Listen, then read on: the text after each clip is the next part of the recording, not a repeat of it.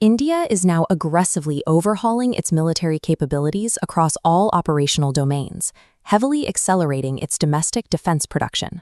The strategy operates on two simultaneous tracks, developing long-range, heavy strategic deterrence while rapidly fielding tactical countermeasures for the modern drone battlefield.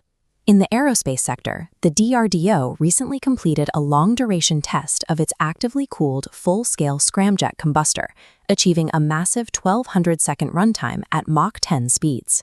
As mapped out here, sustaining hypersonic flight for that duration translates to a strike range of nearly 4,500 kilometers, giving future cruise missiles the reach to hit targets well outside conventional boundaries. In parallel, India's airborne early warning capabilities are advancing with the Netra Mark II program, which recently moved to secure the software architecture for a new gallium nitride-based 4D AESA radar. This next-generation radar array will be integrated onto modified Airbus A321 commercial airframes, with initial flight trials expected by the end of 2026.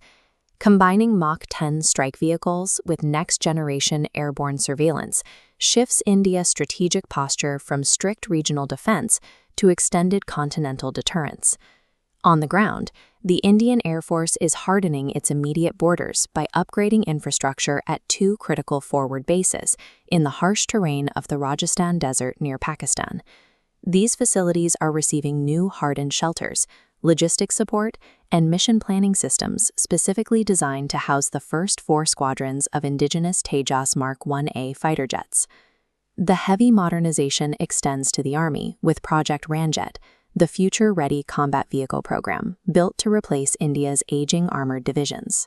Looking at the program timeline, the FRCV has secured its 57,000 crore rupee budget, targeting prototype maturity by 2028 and the serial production of 1,770 combat platforms by 2031.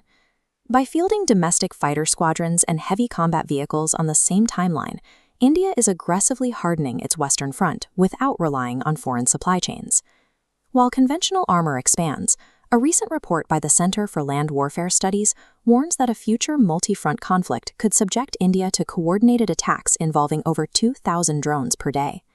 To neutralize this volume, domestic startups are designing specialized hardware, like Zulu Defense's newly unveiled CLAD system, a vehicle-mounted canister launcher built specifically to counter drone swarms around strategic installations. The Indian Army is also matching swarm tactics offensively, upgrading its indigenous Sapper Scout version 2 unmanned ground vehicles with direct loitering munition launch capabilities. These tactical solutions are already generating international demand, securing a major export order for loitering munitions from the Netherlands Special Forces, while Algerian military delegations negotiate tech transfer agreements for their own armored vehicle upgrades. By iterating solutions for massive drone vulnerabilities, the Indian defense vector has created a highly lethal, commercially exportable product line. India is executing 2 vast military transformations at once, heavily funding the next generation of legacy fighter and armor platforms, while simultaneously restructuring ground forces for the realities of asymmetric warfare. This rapid indigenous pipeline secures the immediate tactical needs of the border, while positioning the country as an emerging global exporter